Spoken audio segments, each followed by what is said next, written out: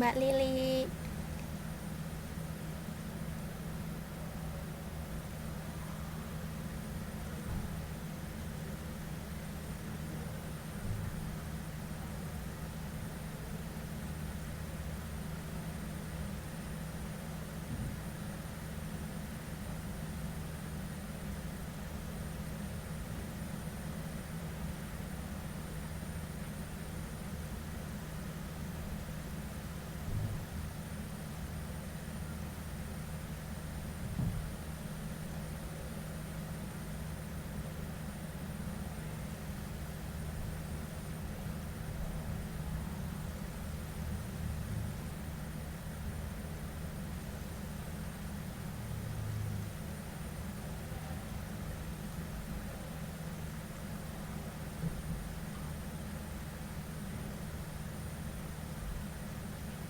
Halo Mbak Eka, selamat datang.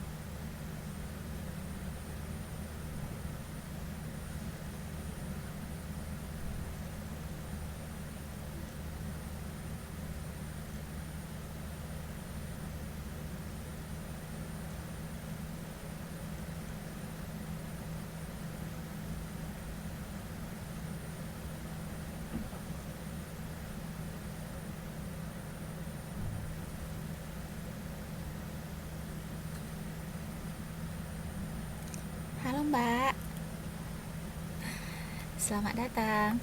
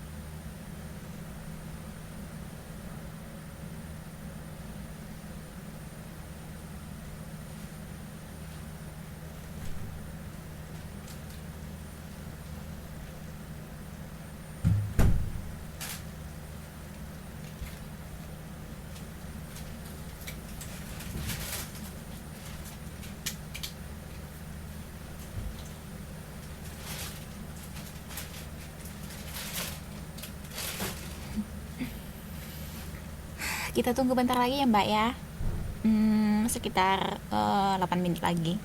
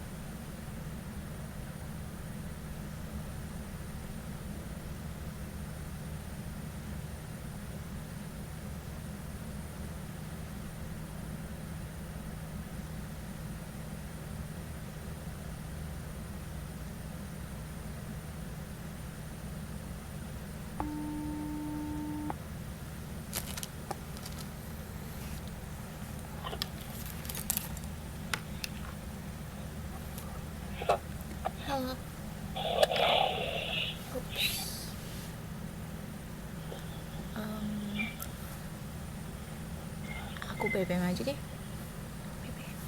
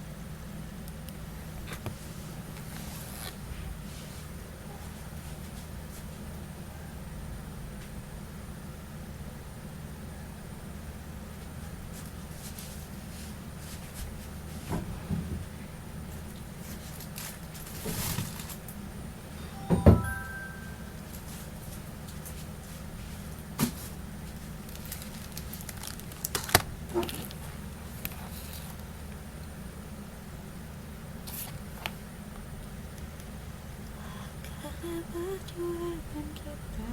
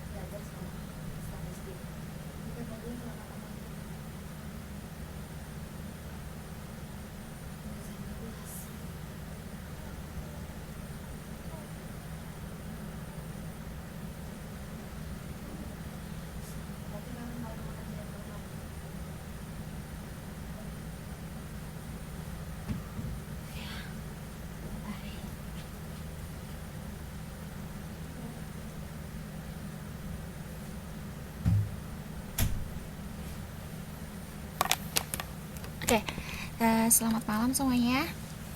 Selamat malam. Nah, hari ini kita akan memasuki materi kita yang baru tentang hubungan sosial. Nah, seperti harusnya hari ini kita ada mid semester, ujian mid semester. Cuman sepertinya pertemuan kita masih kurang, karena kemarin itu yang saya katakan itu mau kita pertemuan kita di tanggal 13 Desember kemarin. Saya lupa kalau kita punya kelas, dan kalian pun tidak mengingatkan saya, jadi istilahnya itu tercancel. Jadi saya pikir-pikir lebih baik hari ini kita masuk kepada materi. Mungkin nanti entah hari Minggu tanggal 17 ya. Tanggal 17 kita akan ujian mid semester. Nah, nanti di situ saya akan untuk menggantikan waktu kita yang dulu sempat enggak kita waktu kita yang sempat nggak masuk gitu. Jadi kita gantikan di hari itu, di hari tanggal 17, dan kita ujian mid semester di situ. Nah, ujiannya itu via online gitu. Nanti gimana cara-caranya, nanti mengerjakan soalnya nanti saya jelaskan.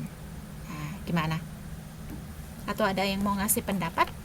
Boleh, saya terima. Gimana, Mbak?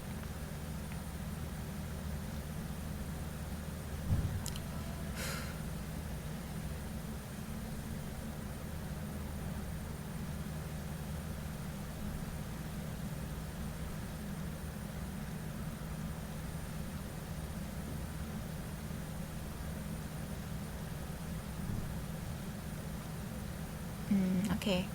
Jadi hari ini kita akan belajar tentang hubungan sosial. Nah, kalau kita berbicara tentang hubungan sosial, apa yang ada di pikiran kalian? Coba.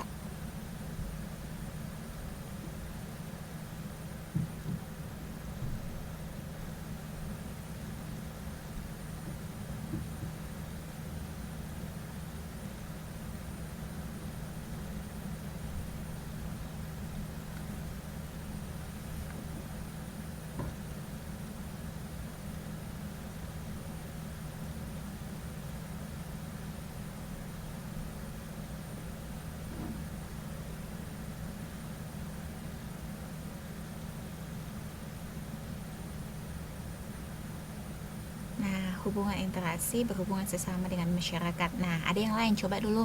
Saya mau tahu dulu nih pendapatnya Mbak Wahyu. Nah, Mbak Wahyu, Mbak ini lagi, Mbak Lili. Coba kasih dulu pendapatnya yuk.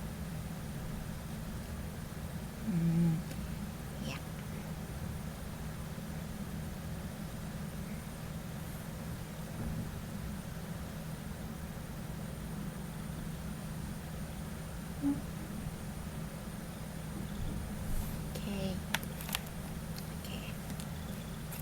Hubungan antara masyarakat yang satu dengan masyarakat yang lainnya atau masyarakat luas.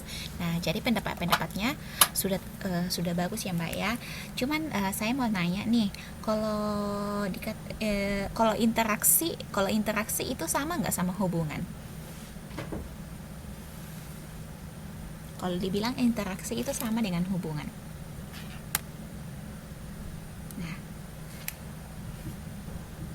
Nah, sama atau nggak sama? Ya benar sama.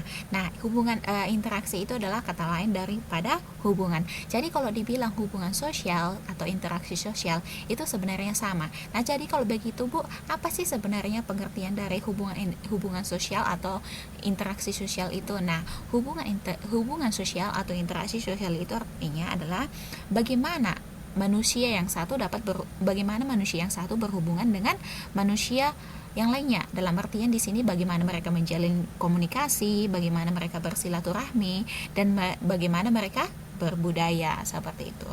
Nah, jadi kita akan masuk ke materi kita. Nah, jadi di sini ada pengertian dari Bapak John Lewis Gilin. Di sini dikatakan, dia berkata, interaksi sosial merupakan hubungan-hubungan sosial dinamis yang bagaimana yang menyangkut hubungan antar individu atau antar orang per orang, antara individu dengan kelompok atau antar kelompok. Nah, paham ya di sini ya? Atau ada yang mau ditanya di sini dari pengertian ini? Coba. Atau ada yang mau ditanya dari pengertian ini? Coba.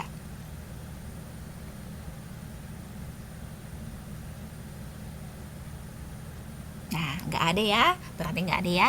Nah, jadi di sini juga dikatakan bahwa interaksi sosial adalah kunci bagi seluruh kehidupan sosial, karena tidak mungkin ada kehidupan bersama tanpa ada interaksi sosial. Ini setuju nggak?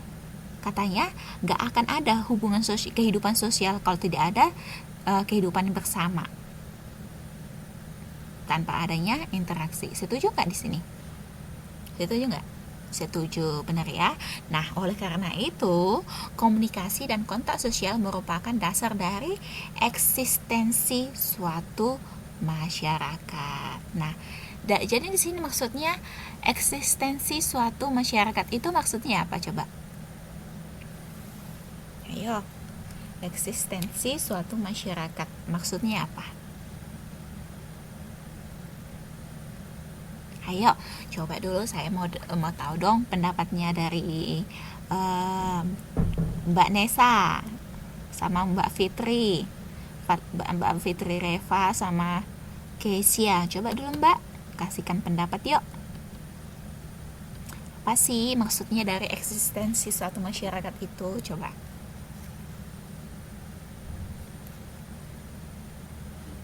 Yuk, kasih pendapat dulu yuk, coba Mbak.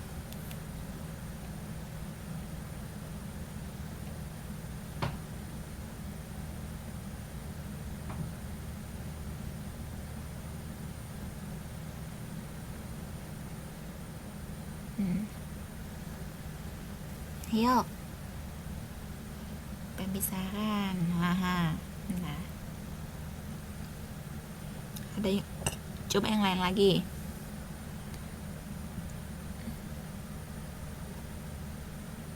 Yuk, apa lagi yuk?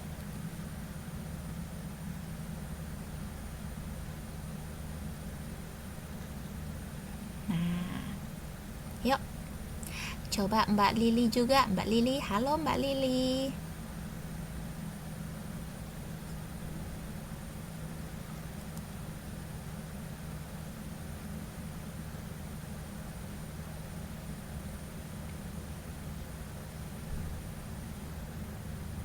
Ayo. Nah, ya Mbak Setia bilang dasar penampakan. Penampakan apa Mbak? Penampakan. Penampakan apa ini maksudnya? Jadi saya ini berpikir seperti apa nih? Jadi aneh-aneh pikiran saya Mbak. Mbak bilang penampakan. Ayo, coba dulu.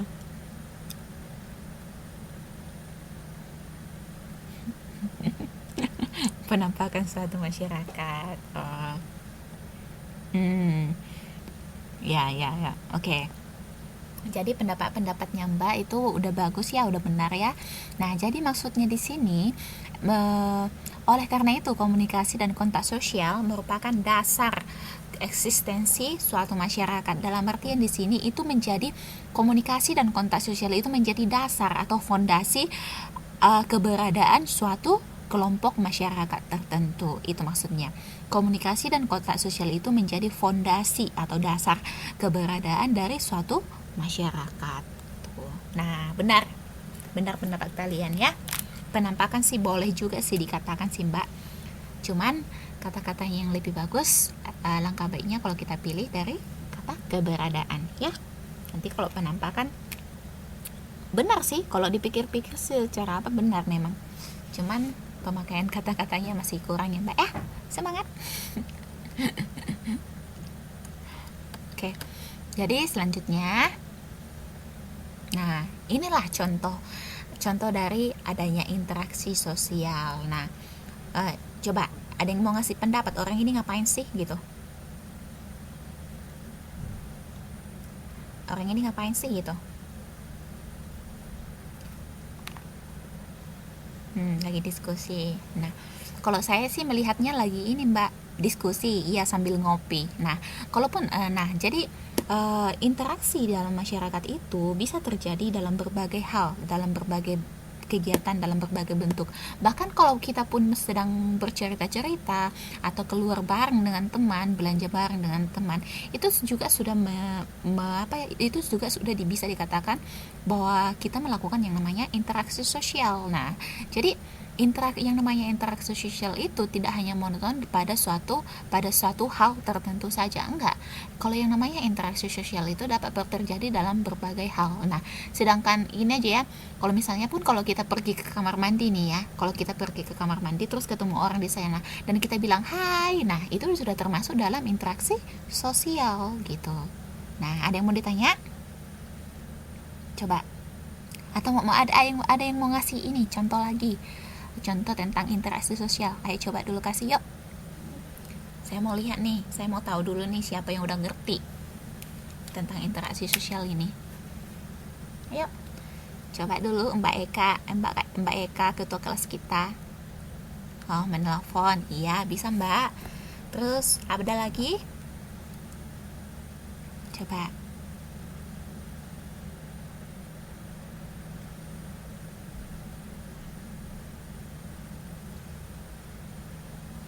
Mengobrol, iya, mengobrol juga bisa ya Mbak ya, curhat. Kayaknya Mbak Angel ini apa ini paling senang ini curhat ini. Nah, kerja kelompok, iya. Nah, jadi yang namanya interaksi sosial itu bisa terjadi dalam berbagai hal, bisa terjadi dalam berbagai kondisi gitu. Jadi dia tidak hanya monoton gitu. Jadi bisa terjadi kapan aja, di mana saja, dengan siapa saja bisa terjadi. Tuh.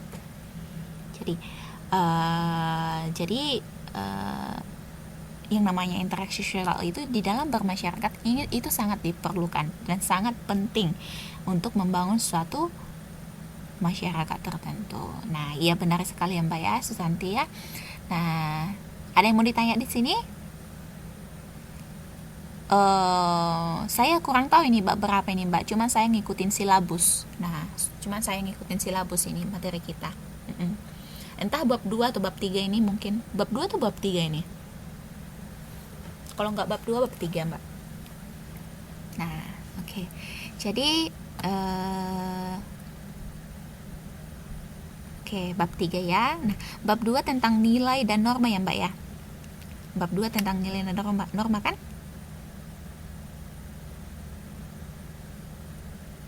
Ya, nanti setelah ini kita akan masuk ke setelah tentang interaksi sosial ini selesai, kita akan masuk kepada nilai dan norma. Nah, kemudian, di sini tentang hubungan atau hubungan sosial dalam interaksi atau dalam hubungan itu saya sudah buat di sini. Saya ringkas dia dalam sebuah peta konsep. Nah, ini namanya peta konsep. Nah, jadi di sini dikatakan hubungan sosial dalam interaksi. Nah, dilihat dari bentuknya ada ini.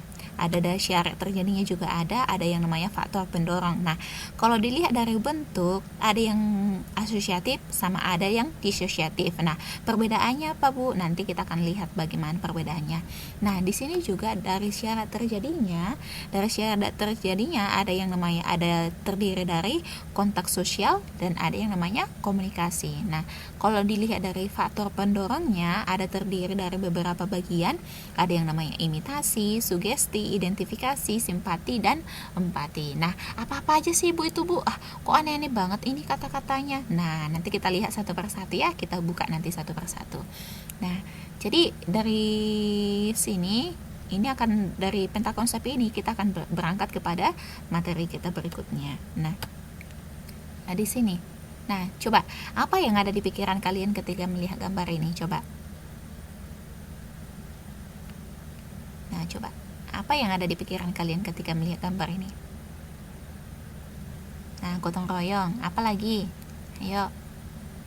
Nah, kerja bakti. Nah, jadi di sini iya benar sekali Mbak Setia ya, dan Mbak Lili dan juga yang lainnya benar. Nah, jadi di sini gotong royong atau kerja bakti yang terjadi antara individu yang satu dengan individu yang lain atau yang di dalam suatu kelompok masyarakat tertentu itu menyebabkan adanya interaksi, adanya hubungan sosial antara manusia yang satu dengan manusia yang lainnya di dalam suatu kelompok masyarakat tertentu. Nah, gitu. Coba. Nah, interaksi sosial. Nah, yang pertama kita akan melihat tentang hakikatnya. Nah, yang pertama di dalam interaksi sosial, interaksi antara manusia terjadi karena manusia saling membutuhkan. Benar atau tidak? Nah, benar atau tidak?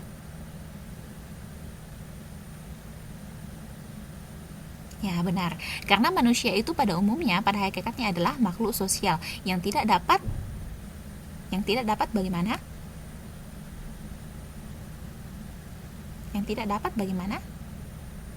Hidup sendiri, benar sekali. Yang tidak dapat hidup sendiri. Dalam artian di sini, manusia yang satu membutuhkan manusia yang lainnya gitu. Nah, jadi di samping itu, manusia secara kodrat adalah makhluk sosial. Nah, seperti yang tadi dikatakan, di dalam dirinya terdapat hasrat untuk bagaimana? Untuk berkomunikasi, untuk bergaul, untuk bekerja sama. Dengan siapa? Dengan manusia yang lainnya atau dengan individu yang lainnya. Nah, jadi saya tanya nih sama diri kalian sendiri. Nah, ada nggak kalau kalian ini hidup ini dalam suatu kalian ini kan dikatakanlah sebagai makhluk sosial ya kan, kalian membutuhkan orang lain nggak? Kalian membutuhkan orang lain untuk bertahan nggak? Membutuhkan. Kalian membutuhkan teman untuk bergaul? Iya. Nah, itulah yang mendasari, karena adanya kebutuhan-kebutuhan itu, makanya itulah yang mendasari bahwa manusia itu membutuhkan manusia yang lainnya gitu. Nah, karena itulah interaksi dengan orang lain merupakan kebutuhan mendasar dalam diri manusia, karena adanya keinginan, adanya kebutuhan di dalam manusia itu, sehingga muncullah yang namanya interaksi gitu. Nah, kalau misalnya kita nggak membutuhkan sesuatu kan pasti kita tidak akan berhubungan dengan suatu hal gitu kan, ya kan? Kalau misalnya kan katakanlah kalau misalnya Miss A itu udah orang kaya banget, dia kan udah punya harta 7 turunan. Nah, jadi dia mau kerja pun tidak perlu lagi gitu. Nah, karena dia sudah memiliki segalanya, dia butuh nggak sama yang namanya kerjaan? Pasti nggak butuh ya kan, makanya ketika dia tidak membutuhkan itu, maka keinginan untuk berinteraksi atau tidak, oh ya nggak apa-apa mbak, maka keinginan untuk berinteraksi atau berhubungan atau untuk keinginan untuk mencari sesuatu atau mencari lapangan kerja itu nggak ada gitu. Jadi tapi di sini kan pada hakikatnya kan manusia itu pada hakikatnya adalah makhluk sosial yang tidak bisa hidup sendiri seperti itu. Kenapa Mbak Setia?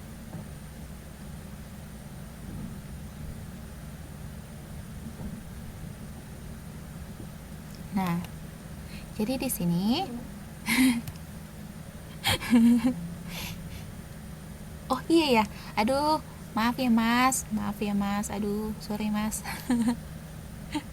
habisnya dari kemarin itu siswa saya yang saya ajari semua itu cewek-cewek mbak, jadinya saya kira itu semua di sini juga cewek semua. Maaf ya mas. Nah, jadi di sini lagi dikatakan interaksi sosial adalah hubungan timbal balik. Hubungan timbal balik berupa aksi saling bagaimana? Saling mempengaruhi siapa? Antar individu, antar manusia, antar kelompok masyarakat. Nah, jadi di sini sementara itu Gillen mendefinisikan interaksi sosial sebagai hubungan sosial dinamis yang menyangkut hubungan antar individu dan kelompok, dan antar kelompok. Ya maaf ya mbak lagi mas ajar, aduh keselio nih. Aduh maaf mas.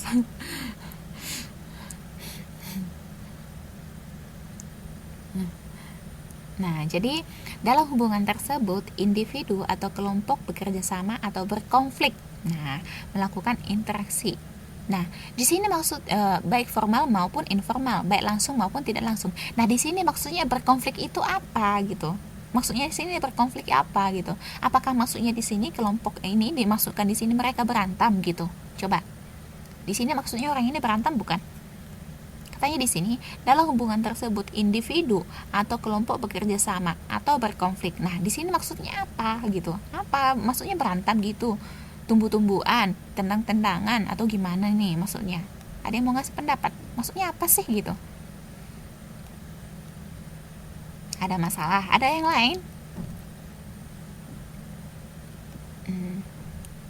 Iya. Ada lagi?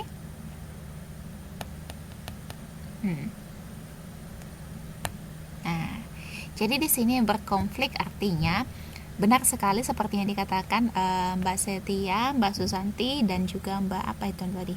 Udah pikir ke atas ya. Nah, di sini karena adanya katanya perbedaan pendapat. Nah, konflik itu terjadi karena adanya perbedaan pendapat. Nah, jadi kalau yang namanya konflik itu tidak selamanya harus main kekerasan, main fisik dan lain sebagainya, enggak gitu kan. Karena perbedaan ide kecil pun bisa terjadi yang namanya konflik. Nah, jadi konflik-konflik itu tidak hanya monoton pada hubungan fisik saja, enggak seperti itu. Nah, dalam interaksi sosial, salah satu pihak memberikan stimulus atau aksi dari pihak lain memberikan respon dan reaksi. Nah, coba di sini stimulus itu atau aksi. Nah, di sini dikatakan sekali lagi, dalam interaksi sosial, salah satu pihak memberikan stimulus atau aksi atau pancingan dan pihak lain memberikan respon atau reaksi.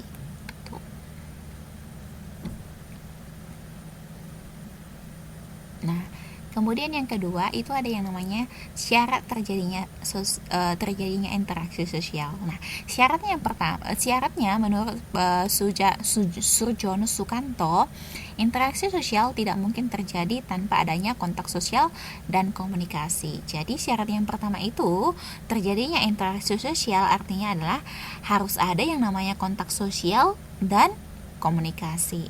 Harus ada, sekali lagi harus ada kontak sosial dan komunikasi. Nah, kontak sosial di sini dikatakan artinya adalah kum yang berarti bersama-sama dan tangere yang berarti menyentuh. Nah, jadi di sini kontak sosial memiliki sifat-sifat yang seperti berikut. Apa aja, Bu, sifatnya, Bu? Apa aja, Miss? Gitu. Nah, coba. Yang pertama itu, kontak sosial dapat bersifat positif atau negatif. Nah, kontak sosial positif mengarah kepada kerjasama, sedangkan kontak sosial negatif mengarah pada pertentangan atau konflik.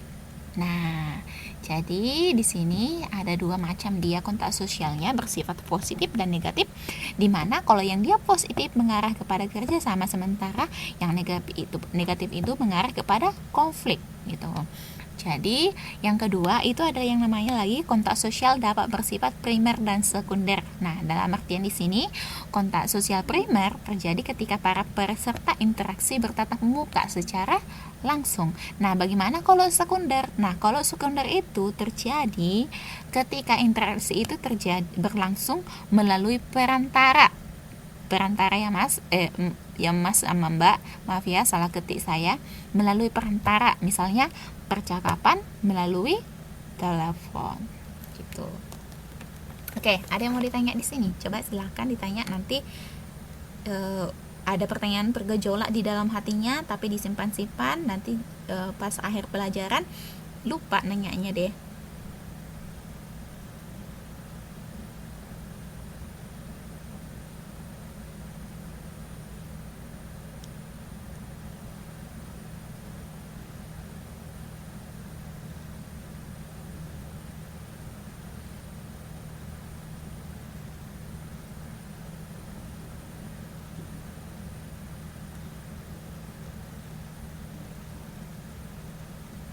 Oke, paham ya? Oke, jadi paham. Coba dulu Mas Ajar ini mana ini? Coba dulu Mas, ada yang mau ditanya? Ini karena dia baru masuk tadi nih. Coba dulu Mas Ajar, coba. Mas Ajar.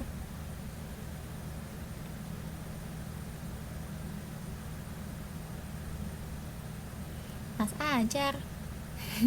Ada yang mau ditanya? Coba dulu, tadi kan telat masuknya gitu, mana tahu ada yang gak dipahami gitu.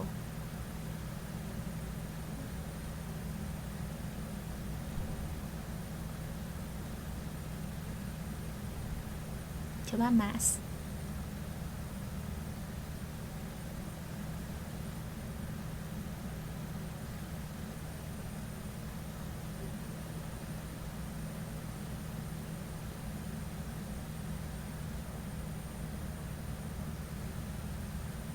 Nah, ulangannya nanti tanggal 17 ya, Mbak.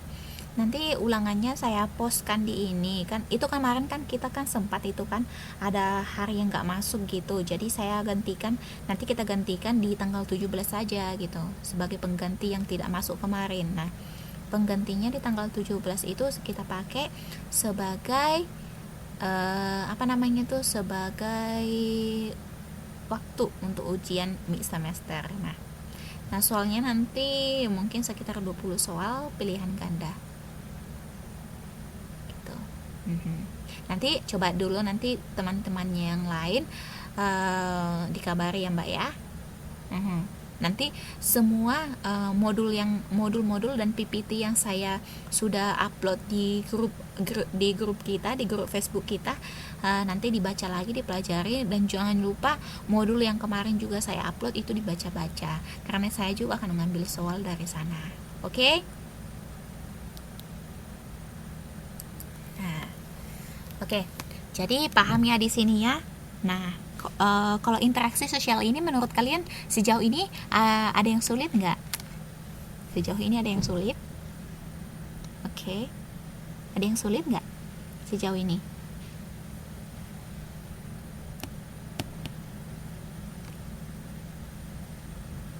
Tidak ada ya. Oke.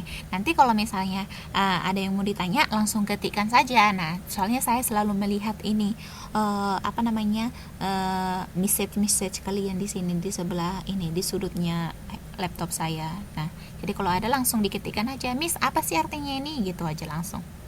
Nanti pas saya baca, nanti langsung kita bahas. Jadi nanti pas apa gitu kan nggak lupa lagi gitu. Nah, jadi setelah itu ada lagi yang namanya komunikasi. Nah, setelah adanya tadi kontak sosial, ada lagi yang namanya tadi komunikasi. Nah, komunikasi adalah pengiriman dan penerimaan apa? Penerimaan apa, Bu? Nah, pengiriman berita atau pesan antara dua orang atau lebih, sehingga pesan yang dimaksud dapat dipahami gitu. Nah, kalau komunikasi ini pasti kalian selalu melakukannya tiap hari ya kan? Bahkan mungkin sampai setiap saat gitu. Baik itu mungkin dengan orang tua, baik mungkin dengan teman, baik mungkin dengan laupannya, baik mungkin dengan majikan, baik mungkin dengan bosnya gitu. Jadi ini selalu terjadi dalam kehidupan sehari-hari gitu. Kemudian nah, ada di sini katanya unsur-unsur pokok komunikasi. Nah, unsur-unsur pokok yang pertama itu ada komunikator. Nah, siapa sih komunikator itu? Nah, yang namanya komunikator itu adalah orang yang menyampaikan pesan kepada pihak lain. Nah, jadi ada lagi yang kedua, ada yang namanya komunikan. Nah, komunikan itu adalah orang atau sekelompok orang yang menerima pesan. Nah, kemudian ada yang ketiga, unsurnya lagi ada pesan, yaitu sesuatu yang disampaikan oleh komunikator. Nah, kemudian ada lagi yang keempat, ada yang namanya media atau alat, yaitu alat untuk menyampaikan pesan. Nah, kemudian ada efek, yaitu perubahan yang diharapkan terjadi pada komunikan setelah mendapatkan pesan dari komunikator gitu. Nah, ini agak apa ya, mudah ya dipahami ya, karena kan selalu ini kita lakukan tiap hari, baik dari Facebook, baik dari email, baik dari apa, kita selalu melakukan ini ya kan. Jadi kalau misalnya kita menginbox nih, misalnya Mbak Wahyu mau ini mengirimkan pesan kepada Mbak Nesa. Nah, yang jadi media di sini adalah Facebook. Kita kasih contoh, bisa saja Facebook atau bisa saja handphone yang jadi medianya, dan bisa saja bisa saja apalagi ya Mbak ya. Nah, bisa saja lagi kantor pos gitu. Nah, tapi udah jarang ya orang yang pakai kantor pos ya. Nah, jadi kalau misalnya efek atau perubahan yang diharapkan kepada orang, yang diharapkan terjadi kepada komunikan setelah mendapatkan pesan dari komunikator. Nah, kalau misalkan tadi Mbak Setia itu ngasih pesan kepada Mbak Nesa, dikatakanlah, Mbak Nesa, Mbak menang uang nih, menang undian 1 miliar, nah gitu kan. Jadi kita dari situ, dari berita itu kita bisa melihat efek yang terjadi sama Mbak Nesa itu seperti apa. Apakah dia senang atau apakah dia sedih? Nah coba dulu. Kalau ada pesan seperti itu, Mbak Setia lah misalnya mengirimkan pesan mengirimkan pesan kepada Mbak Nesa, menang 1 miliar. Nah, dia pasti senang kan, nggak mungkin sedih ya kan. Nah, jadi lain lagi dengan kata, kalau misalnya nih ya, kalau misalnya kucing kamu tuh udah mati tuh katanya gitu kan. Nah, jadi pasti efek yang terjadi pun pasti mungkin sedih. Nah, sedih. Nah, nggak mungkin senang ya kan. Nah, gitu. Jadi begitulah contoh dari efeknya atau akibat dari penerimaan dari pesan tersebut gitu. Oke.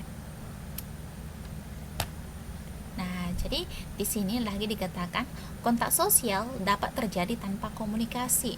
Loh, kok bisa, Bu? Nah, misalnya seseorang berbicara dalam bahasa Batak kepada orang yang hanya mengerti bahasa Sunda.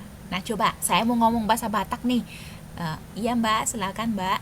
Nah, saya mau ngomong, saya ini kan orang Batak nih, saya ini orang Batak coy, saya orang Medan. Nah, jadi saya mau ngomong nih sama, misalnya Kak, sama Mbak, sama Mas Ajar nih dalam bahasa Batak, dia pasti nggak ngerti dengan apa yang saya katakan. Nah, karena sekalipun, nah dengan demikian dapat disimpulkan, sekalipun saya ada kontak sosial sama dia, tapi itu tidak bisa terjadi. Bisa sekalipun ada komunikasi dengan Mas Ajar, tapi itu tidak bisa terjadi. Nah, kontak sosialnya tidak bisa terjadi. Orang wong dia nggak ngerti kok apa yang saya bilang, gitu ya kan Mas ya? Ya kan Mas? Iya, miskomunikasi. Iya kan Mas? Ini deh saya tanya deh Mas Ajar, kalau saya ngomong Batak nih, Masnya ngerti nggak? Nah, saya coba nih nanya sama Mas Ajar nih.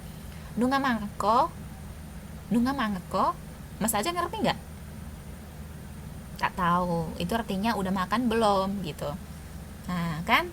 Jadi karena adanya seperti itu perbedaan komunikasi, perbedaan bahasa, maka tidak bisa terjadi kontak sosial seperti itu.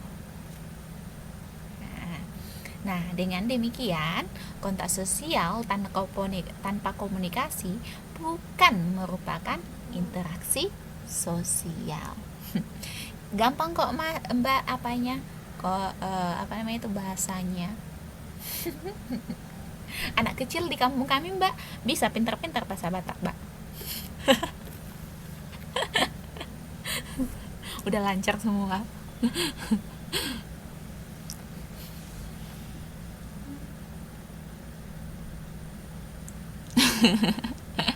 Iya Mbak ya.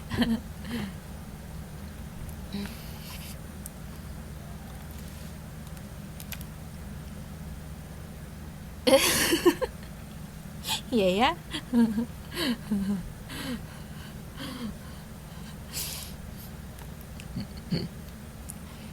Oke, jangan terlalu ini ya, jangan terlalu serius ya belajarnya ya. Bisa kok bercanda sekali-sekali gitu, biar nggak bosan. Kan? Oke.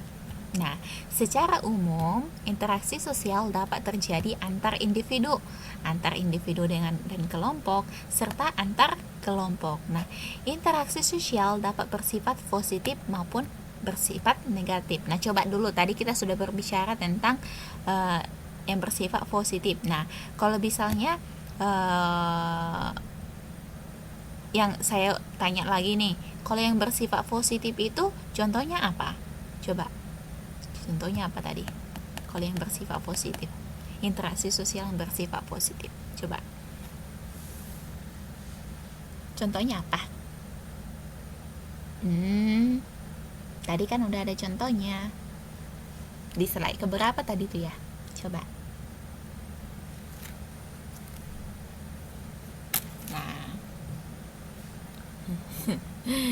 Nah, coba.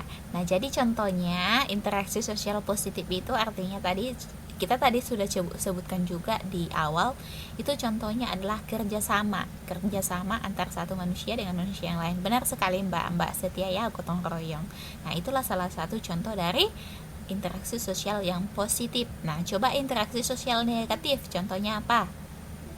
Interaksi sosial yang negatif contohnya apa? Konflik. Benar sekali ya, konflik. Yep.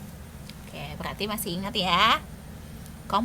Konflik Mbak, bukan konflik ya Mbak Nesa. Mbak Nesa ini kayaknya udah lapar ini. Sampai ngetik pun gak konsen lagi. Belum makan Mbak? Belum makan ya?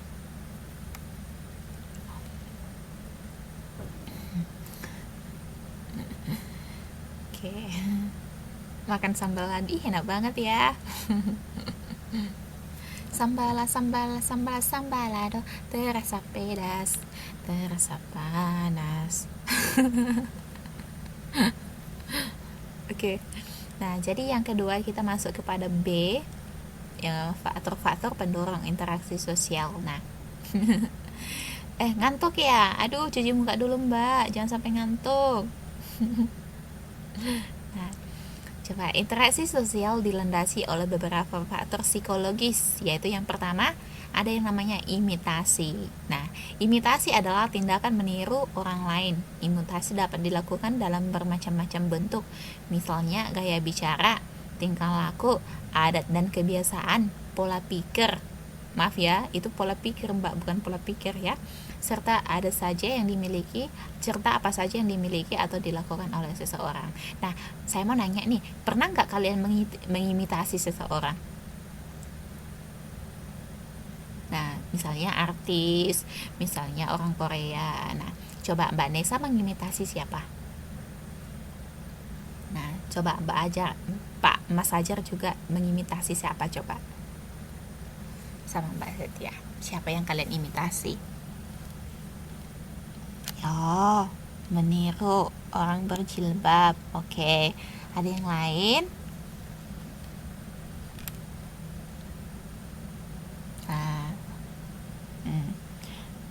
Mas Ajar itu niru bapaknya ngapain? Mengimitasi bapaknya ngapain?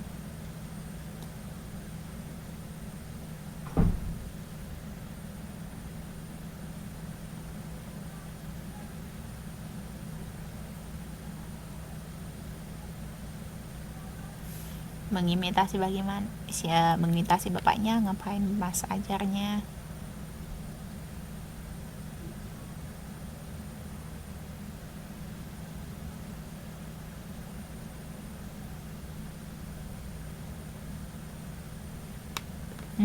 Suka cangkul di sawah. Contohnya bukan. Nah, contohnya itu sih bukan mengimitasi Mas, tapi ngebantu. Oke. Nah, jadi seperti ini saya contohnya ya. Waktu saya masih masih SMA, saya suka banget sama yang namanya Britney Spears. Ada yang kenal sama Britney Spears? Britney, iya. Nah, jadi kebetulan kan ini kan iya. Nah, jadi kebetulan nih kan saya itu suka banget sama dia, dan kebetulan jadi juga saya suka sama yang namanya menari, suka nyanyi. Jadi semua gaya-gayanya itu, cara berpakaiannya, cara dia ngomong juga sempat saya tiru-tiru. Nah, gitu. Tapi kemudian saya tobat Mbak, sama Mas, saya tobat karena dimarahin sama bapak. Saya dimarahin, jadinya saya tobat. Iya, katanya karena kan ini kan Britney kan dari Amerika ya. Iya, curhat aku Mbak. Nah, dia kan dari Amerika. Jadi budayanya pun pasti budaya barat, sementara kan kita kan orang Indonesia kan menganut budaya timur. Nah, jadi itu nggak sesuai, makanya itu saya dimarahin sama bapak. jadinya saya tobat. Ya memang dia idola saya dulu, tapi sekarang idola saya sudah ganti Mbak. Nah, idola saya itu sekarang Pak Jokowi.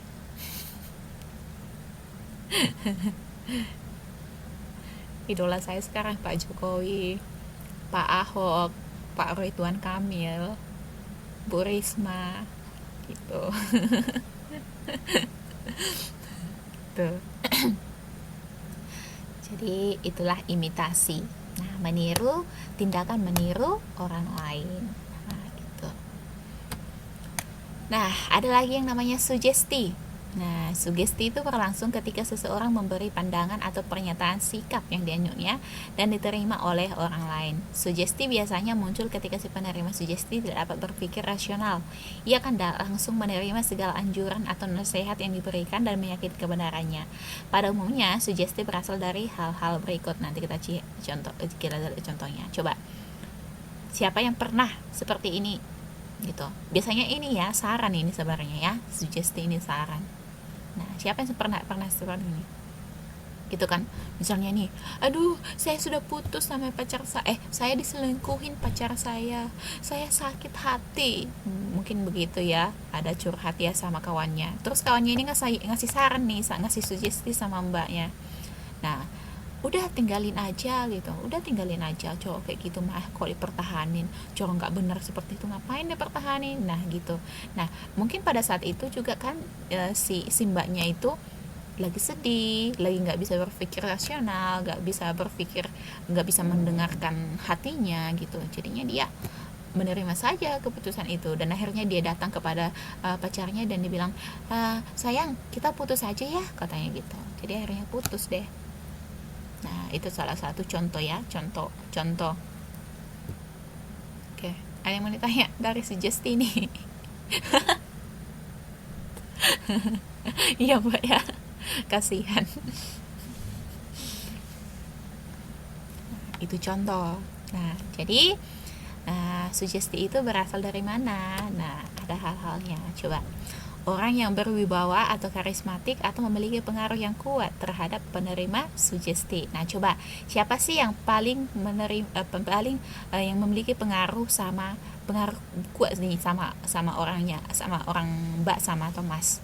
Ayo, siapa yang paling berpengaruh? Nah, ya, saya juga yang paling berpengaruh itu adalah orang tua saya, di samping orang terdekat saya gitu. Nah, kemudian orang yang memiliki kedudukan yang lebih tinggi dari penerima sugesti.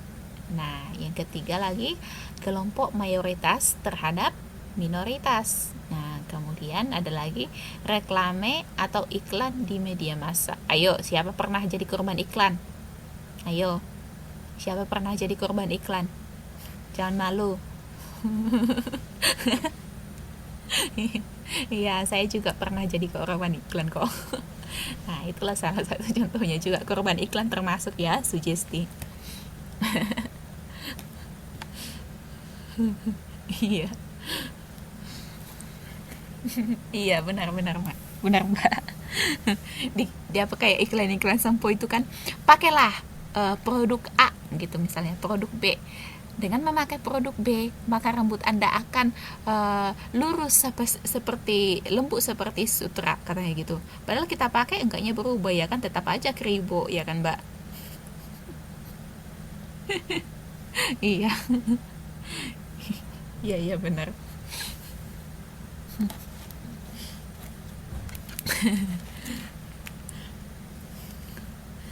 Oke, kita lanjut.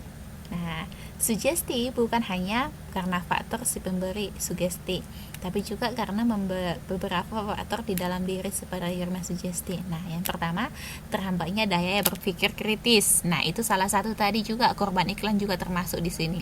Tidak bisa berpikir kritis karena tergoda dengan iklannya gitu. Nah, yang kedua ada lagi kemampuan berpikir yang terpecah belah atau disosiasi. Nah, tadi Jadi tadi kita kan di peta konsepnya ada yang namanya asosiasi sama disasosiasi. Nah, jadi di sini ada katanya jadi di sini dikatakan disasosiasi itu artinya berpecah belah atau tidak menyatu. Nah, disosiasi terjadi ketika seseorang berada di landa kebingungan karena menghadapi berbagai persoalan atau berbagai masalah. Dan kemudian yang ketiga, orang yang ragu-ragu dan pendapat satu arah. Nah, gitu. Nah, kemudian ada lagi yang namanya identifikasi. Nah, ada yang namanya identifikasi. Nah, identifikasi merupakan kecenderungan atau keinginan seseorang untuk menjadi sama dengan pihak lain atau menerima secara keseluruhan. Nah, identifikasi bersifat lebih mendalam daripada imitasi karena dapat membentuk kepribadian seseorang. Nah, coba siapa dulu yang pernah melakukan ini, identifikasi. Nah, jadi dia identifikasi ini istilahnya kan, kalau imitasi tadi kan mungkin hanya sekedar cara berpakaian, cara berjalan, dan cara apa namanya itu, cara berbicara. Cuman di sini kalau yang namanya identifikasi, dia sudah lebih mendalam lagi. Nah, bisa saja jadi pola pikirnya juga ditiru-tiru, segala macam lah, mulai dari luar sampai dalam itu sudah ditiru-tiru, sudah diikuti gitu. Ada yang pernah gini, ada yang melakukan ini juga pernah? Siapa coba? Gak usah malu, saya juga pernah kok.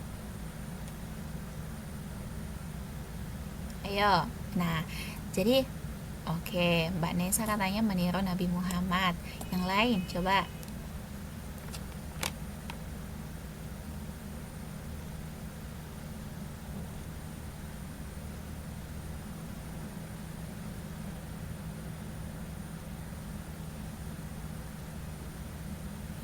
Coba. Iya, jujur nggak di penjara, benar sekali Mbak. Coba.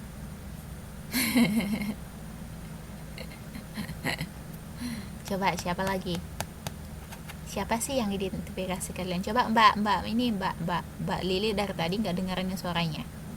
Nggak ada nih dari tadi muncul dia. Mbak Lili. Tok tok tok. Nah, meniru ibu saya, iya.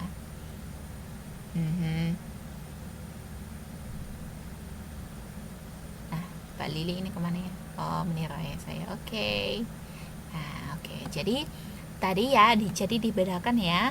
Kalau dia tadi imitasi, dia itu menirunya itu hanya luar-luarnya saja, istilahnya cuma kulit-kulitnya saja, mungkin dari cara berpakaian, cara berbicara, cara potongan rambut, dan lain segala macamnya. Tapi kalau yang namanya identifikasi, udah sifatnya lebih dalam lagi daripada imitasi. Jadi itu dibedakan ya antara imitasi dan identifikasi. Nah, kemudian di sini ada lagi yang namanya simpati. Nah, simpati di sini merupakan kondisi ketertarikan antara seorang kepada yang lainnya, kepada orang lain. Nah, ketika bersimpati, seseorang menempatkan dirinya dalam keadaan orang lain dan merasakan apa yang dialami, dipikirkan atau dirasakan orang lain. Nah, biasanya ini ya, orang yang bisa menempatkan dirinya di sini adalah, maksudnya di sini orang yang bisa menempatkan dirinya dalam posisi ini adalah biasanya adalah orang yang sudah pernah mengalami kejadian yang sama gitu. Orang yang sudah pernah mengalami kejadian yang sama, makanya dia bisa menempatkan dirinya di posisi seperti itu. Nah, coba siapa yang udah pernah gini melakukan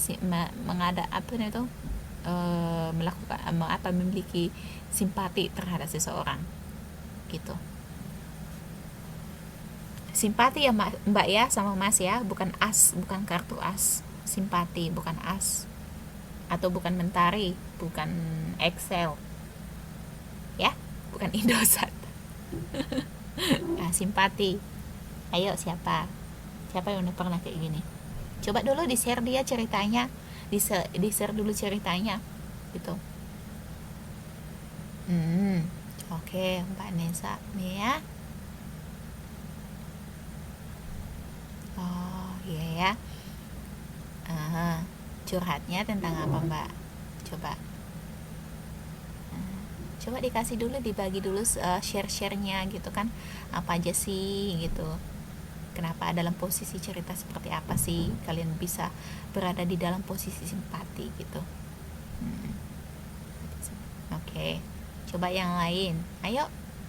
Nah, biar kita bisa nanti itu biar saya lihat nanti mbaknya itu sudah ngerti mengenai ini atau enggak gitu. Hmm. Nah, di sini kata Mbak Lili dia melihat tunawisma yang sudah berumur dan gak punya tempat tinggal. Nah, biasanya kalau udah muncul kak rasa simpati seperti itu, Mbak Lili ngelakuin apa, Mbak?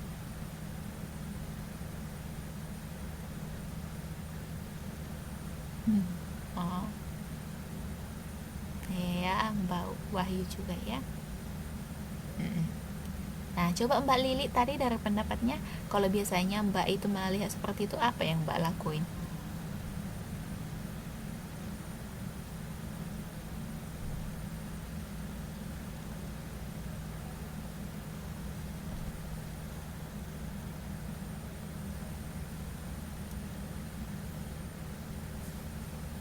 Ya, coba apa yang Mbak lakuin?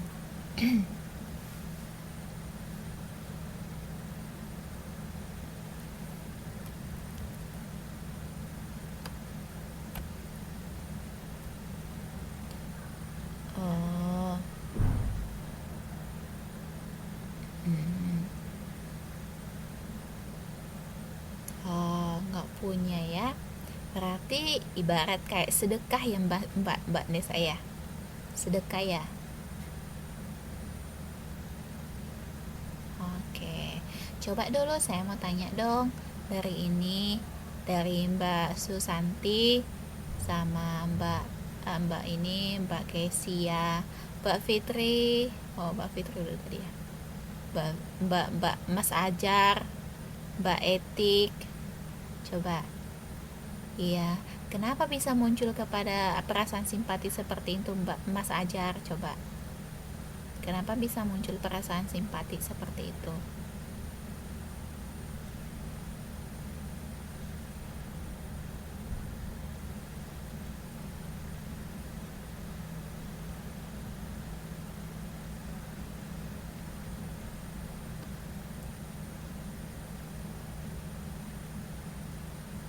Mhm.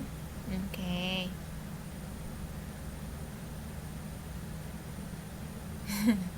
Di situ saya merasa sedih. Di situ saya merasa simpati, Mbak, bukan merasa sedih. Di situ saya merasa simpati. Nah, oke. Nah, coba. Jadi kalau yang namanya rasa simpati itu selalu mengarah ke hal-hal yang sedih, bukan? Soalnya dari tadi saya lihat contoh-contohnya itu sedih-sedih semua gitu, jadi saya mikir simpati itu selalu ke area-area yang sedih ya gitu. Oh,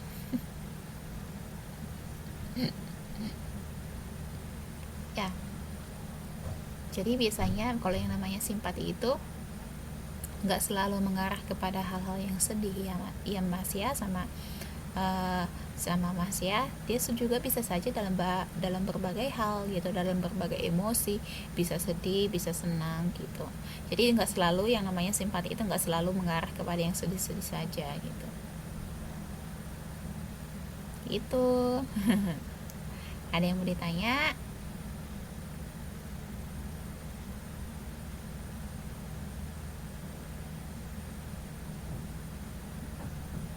Hmm. Nah, kita selesaikan ini dulu, nanti baru saya tanya lagi. Nah, kemudian yang terakhir ada yang namanya empati. Nah, empati itu apa, Miss? Nah, empati itu merupakan simpati mendalam. Nah, jadi empati ini lebih dalam lagi dari simpati. Nah, yang dapat mempengaruhi kondisi fisik dan jiwa seseorang. Contohnya, seorang ibu yang ikut merasakan penderitaan anaknya yang mengidap kanker darah. Ibu tersebut sangat sedih sehingga ia pun jatuh sakit. Nah, jadi saya di sini punya pengalaman juga ini, Mbak, gitu kan. Kira-kira waktu saya kuliah semester tahun 2012 ya. Waktu itu saya masih kuliah di S1, ngambil S1 di Indonesia itu semester semester 3. Nah, semester 3 di situ. Nah, di situ saya jatuh sakit. Di situ sakit tipes. Nah, dulu saya pernah sakit tipes dan saya harus pulang. Nah, kebetulan kan kampung saya di Samosir tuh. Nah, jadi saya kuliahnya di Medan. Nah, jadi hari itu juga selesai ujian semester ujian formatif, saya langsung pulang, saya langsung dijemput dan saya langsung dibawa ke Samosir. Nah, di Samosir saya langsung diopname. Nah, saya langsung diopname. Terus tapi di situ saya tuh orangnya paling nggak suka diinfus, paling nggak suka minum obat, dan paling nggak suka pokoknya yang berhubungan sama yang rumah sakit lah, saya nggak suka. Nah, jadi suatu saat adalah di situ pas saya lagi ini ya, pas udah jadwalnya minum obat, saya nggak mau minum obat. Saya selalu berantem dengan mama saya gitu, saya selalu berantem sama mama saya karena memang saya nggak suka minum obat. Dan terakhir pada suatu hari, saya pada saat perawat itu memberikan saya obat, saya lemparkan obatnya, saya nggak mau gitu kan, dan infusnya juga saya jatuhkan gitu. Jadi saya nggak mau lagi gitu kan. Jadi mama saya juga sedih gitu, sedih melihat saya.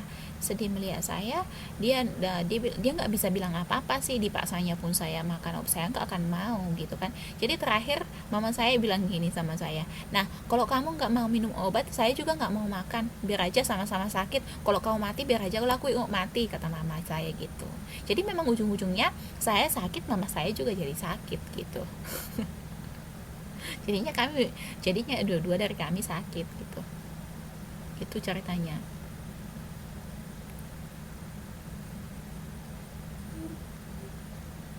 Halo. Halo, kok diam?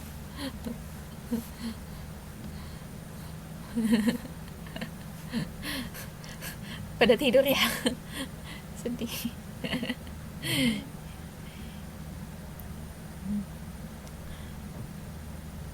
Iya ya. Uh-huh. Hmm. Ya, kangen emak.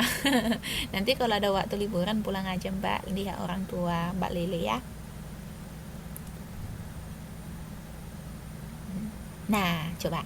Ini kan materi kita tentang interaksi sosial udah selesai, udah hubungan sosialnya udah habis nih. Jadi saya mau ngingetin ini lagi. Iya, yang namanya orang tua kalau kita lagi sakit lagi apa memang enaknya sama orang tua gitu.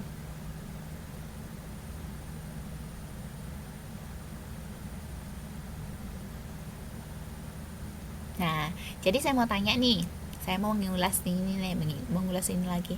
Nah, coba. Tadi kita sudah berbicara tentang interaksi sosial dari A sampai Z. Udah panjang lebar kita berbicara tentang itu, dan contoh-contohnya juga tadi sudah banyak. Nah, jadi saya mau tanya nih pemahaman kalian tentang ini, pelajaran ini. Saya mau tanya ini sama Mbak siapa ya? Mbak ini aja deh. Saya tunjuk-tunjuk aja deh ya. Mbak Mugi. Halo Mbak. Mbak Mugi. Mbak Mugi. Mbak Mugi Jainali. Mbak Mugi. Ping ping ping. Mbak Mugi.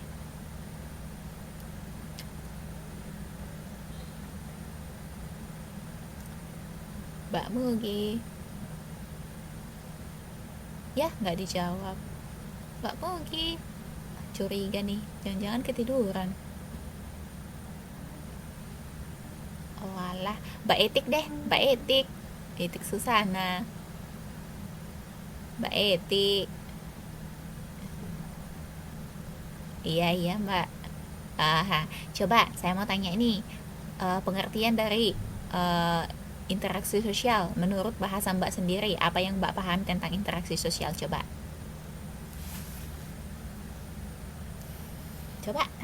Tadi kita sudah berbicara panjang lebar, coba kasih pendapat yuk.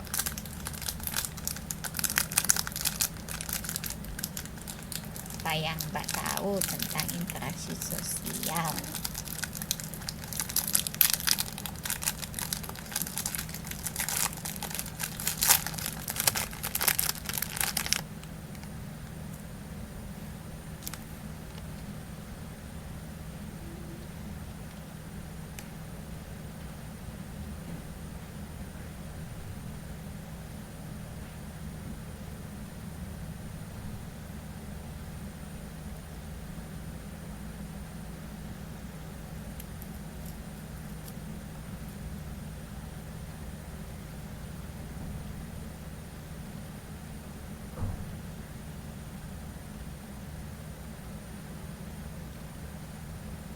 Kenapa Mbak?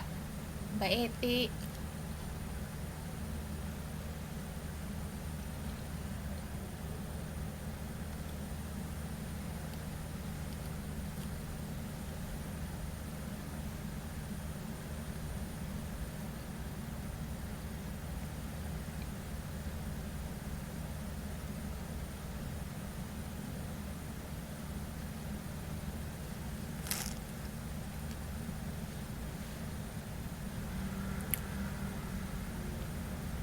Mbak Etinya mana?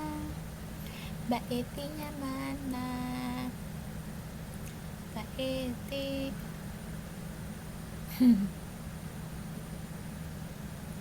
Oke, Mbak Mas Hajarnya bilang hubungan timbal balik yang dinamis antar individu dan individu. Nah, sekali lagi ini saya ingatkan lagi ya teman-temannya semua, mbak-mbak semua. Nah, jadi sistem penilaian saya itu di samping tugas, nilai ujian semester sama nilai semester itu, saya juga menilai tentang keaktifan kalian di kelas. Nah, istilahnya seperti ini, ketika saya memberikan pertanyaan, apakah ditanggapi atau enggak gitu. Jadi kalau misalnya saya ada ngasih pertanyaan, silahkan ditanggapi. Urusan benar atau salah itu urusan belakangan gitu. Yang penting kalian bisa mengeluarkan ide-ide atau opini kalian gitu. Ya, gak usah takut salah, gak usah takut. Yang namanya belajar pasti ada yang namanya salah gitu. Nah, justru adanya lah kesalahan itu maka kita bisa belajar gitu. Oke. Mbak Eti bilang ada tentang hubungan antar masyarakat. Nah, jadi interaksi sosial itu apa sih yang mendasari interaksi sosial itu? Coba, apa yang mendasari adanya interaksi sosial? Oh, iya Mbak, iya. Coba, apa yang mendasari adanya interaksi sosial? Ayo. Coba saya oke, benar ya. Terus saya mau tanya nih sama Mas Uda ya, sama Mbak ini deh, Mbak Bungi dulu. Mbak Bungi, coba Mbak Bungi, apa sih yang mendasari adanya interaksi sosial?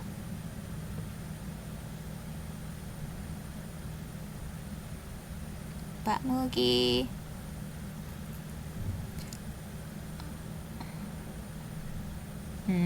Mungkin sinyalnya yang naik turun ya Mbak Eti ya. Sugesti, simpati. Nah coba ada lagi, Mbak Mugi bilang sugesti sama simpati. Apa sih yang bisa mendasari adanya hubungan sosial?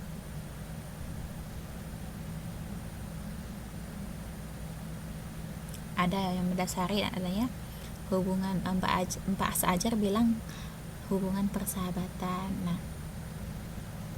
Nah, oke. Jadi seperti yang kita benar ya. Jadi seperti yang kita bicarakan juga sebelumnya, yang paling mendasari adanya adanya interaksi sosial itu adalah karena karena apa? Karena manusia itu tidak dapat hidup sendiri. Artinya antara manusia yang satu dengan manusia yang lainnya saling membutuhkan gitu. Jadi mereka istilahnya karena adanya kebutuhan di dalam manusia itu, kebutuhan untuk bergaul, kemudian kebutuhan untuk berkomunikasi, maka terciptalah yang namanya interaksi sosial gitu. Oke?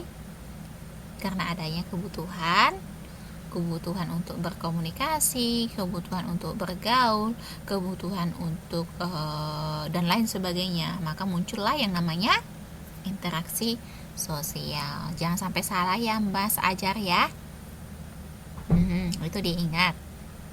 Nah, kemudian tadi kita sudah berbicara juga tentang imitasi sama identifikasi. Nah, coba apa sih yang membedakan antara imitasi sama identifikasi ini? Ayo, siapa yang tahu? Apa sih yang membedakan antara identifikasi sama imitasi?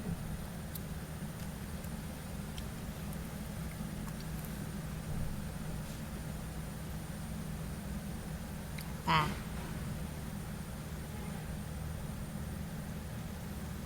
Coba kalau identifikasi itu tadi bagaimana, dan imitasi itu seperti apa?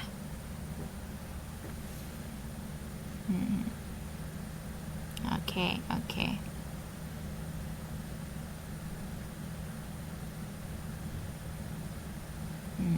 Oke. Oke. Paham ya? Berarti paham di sini ya semuanya ya.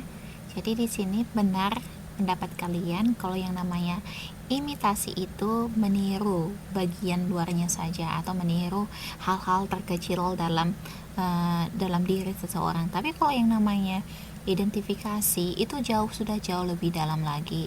Itu sudah termasuk meniru cara pola pikirnya, sudah termasuk itu ditiru gitu. Jadi di sini juga saya mau tanya juga, itu antara empati sama simpati itu perbedaannya apa?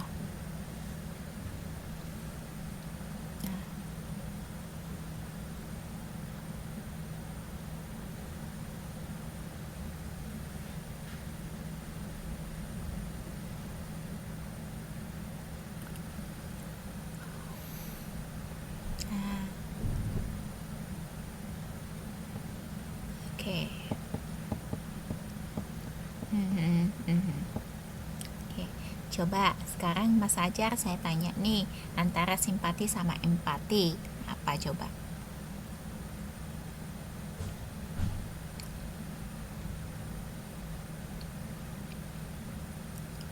Antara empati sama simpati.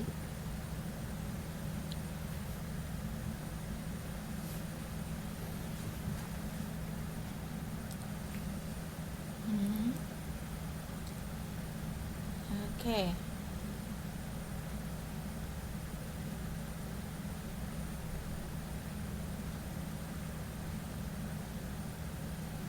Nah, jadi kalau yang namanya simpati itu dia bisa merasakan apa yang dirasakan oleh orang lain. Namun kalau yang namanya simpati itu sudah mempengaruhi antara kondisi fisik maupun kondisi jiwa dari seseorang gitu. Iya, benar sekali Mas Ajar ya, karena adanya perasaan tertarik gitu. Tertarik. Nah, jadi seperti yang kita katakan sebelumnya, yang namanya simpati itu tidak hanya menonton kepada yang namanya kesedihan-kesedihan saja. Nah, bisa juga dalam bentuk kebahagiaan-kebahagiaan juga gitu. Mhm.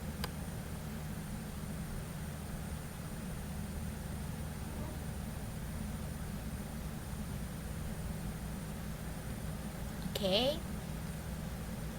oke. Nah, coba saya mau tanya lagi nih tentang ini. Tadi kan ada yang namanya unsur-unsur pokok komunikasi. Nah, ada unsur-unsur pokok komunikasi. Ada berapa tadi itu? Ada 5 ya? Nah, ada 5. Itu apa aja coba?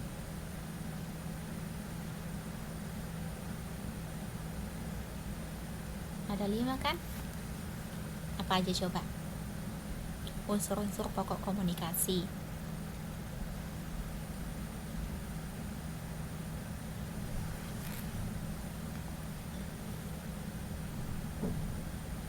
Iya, silakan Mbak. Mbak. Ayo. Oke. Ayo. Aha. Aha. Ada lagi? Coba. Ada 5 tadi kan kalau saya nggak salah.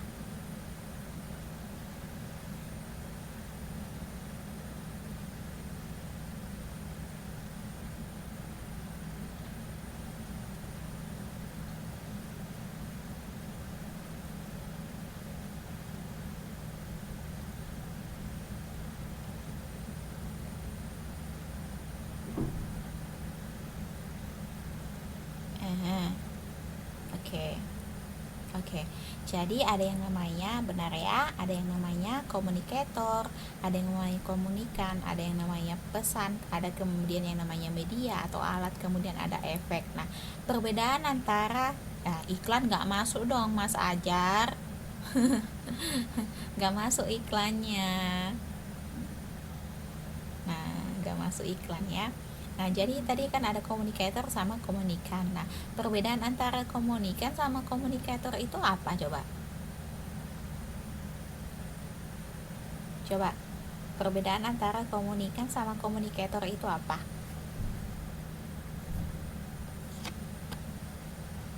Nah, coba, komunikan sama komunikator itu perbedaannya apa?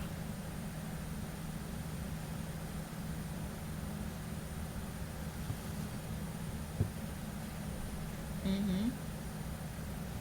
Iya. Oke. Iya, benar sekali. Jadi komunikator itu adalah orang yang menyampaikan pesan, sementara komunikan adalah orang yang menerima pesan. Nah, coba saya mau tanya nih sama Mas ini, Mas Ajar, itu kasih contoh dong tentang efek dari komunikasi. Coba kasih contoh yuk, efeknya, efek yang bisa terjadi. Coba, tadi kan saya sudah kasih contoh, coba Mas Ajar juga kasih contoh yang lain.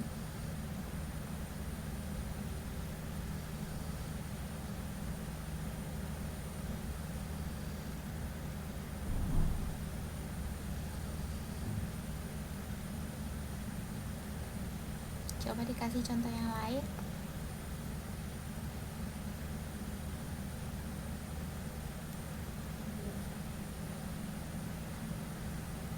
Coba, oke, tadinya nggak tahu jadi tahu. Iya benar ya, bisa senang, sedih maupun kaget. Oke, ada yang mau ditanya dari materi kita hari ini? Saya sudah cukup nanya-nanyanya. Kayaknya kali ini masih ingat deh apa yang kita bicarakan tadi. Iya. Coba. Oke, jadi nggak sulit ya. Nanti kalau ada soalnya berarti udah bisa ya, nilai 100 semua ya Mas, ya Mas ya sama Mbak ya. Nilai 100 semua ya, diusahakan ya. Oke, diusahakan ya. Nanti kita dikerjain nanti soalnya. Oke. Jadi ada yang mau ditanya lagi sebelum saya akhiri kelasnya? Saya masih kasih kesempatan nih buat bertanya.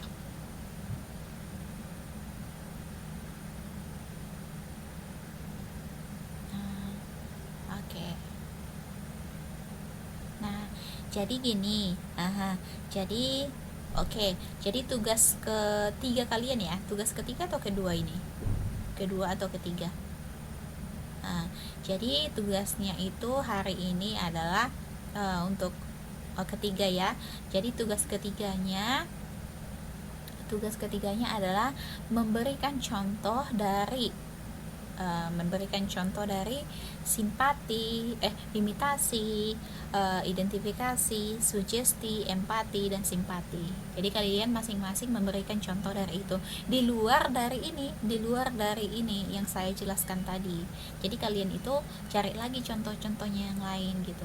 Nah, oke. Nanti deadline-nya minggu depan sebelum pertemuan kita berikutnya. Jadi pertemuan kita kan hari Jumat depan nih. Jadi sebelum hari Jumat depan itu sudah dikirim. Oke? Oke. Jelas ya semua ya? Nah, soalnya itu adalah kalian mencari contoh dari imitasi yang tadi ini, yang contoh-contoh yang ini. Ada yang namanya imitasi, identifikasi, ada sugesti, ada empati, ada simpati. Nah, ini yang terakhir tadi ini. Coba kasih contoh, cari lagi contohnya di luar dari contoh-contoh yang saya sebutkan tadi, di luar dari contoh-contoh yang saya jelaskan tadi gitu. Biar kaliannya itu semakin paham di mana sih letak perbedaannya, seperti itu. Oke? Oke, jadi nggak ada lagi yang boleh bertanya. Kalau nggak ada lagi, saya akhiri kelasnya. Oke, terima kasih semuanya untuk kehadirannya. Baca bukunya, baca modulnya lagi, baca PPT-nya. Nanti YouTube-nya akan saya segera upload dan saya sharekan linknya. Oke? Jangan capek-capek ya, jangan capek-capek belajarnya. Oke, selamat malam semuanya. Langsung beristirahat, jangan begadang, jaga kesehatan.